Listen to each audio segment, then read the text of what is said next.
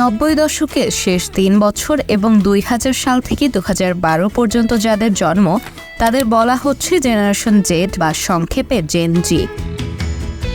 এর সঙ্গে i generation, generation tech, net gen, zoomers সহ আরও নানা রকম নাম রয়েছে, যার বড় কারণ হলো ইন্টারনেট ও সোশ্যাল মিডিয়ার সঙ্গে তাদের সম্পৃক্ততা। জেন জি কারা সেটি তো জানা হলো, এবার চলুন তাদের বৈশিষ্ট্য সম্পর্কে জেনে নেই।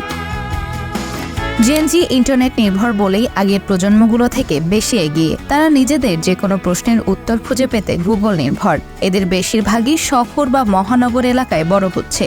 এদের খুব সীমিত একটা অংশ বেড়ে উঠেছে গ্রামাঞ্চলে। নিজেদের দাবি দেওয়া আদায়ের ব্যাপারে এই প্রজন্ম খুবই সোচ্চার। নিজেদের অর্থনৈতিকভাবে স্বাবলম্বী করার একটা প্রবণতাও রয়েছে তাদের মধ্যে।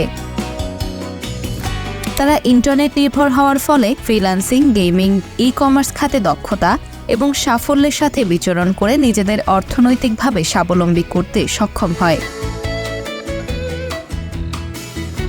তাদের মধ্যে এক ধরনের ডোন্ট কেয়ার আচরণও দেখা যায়।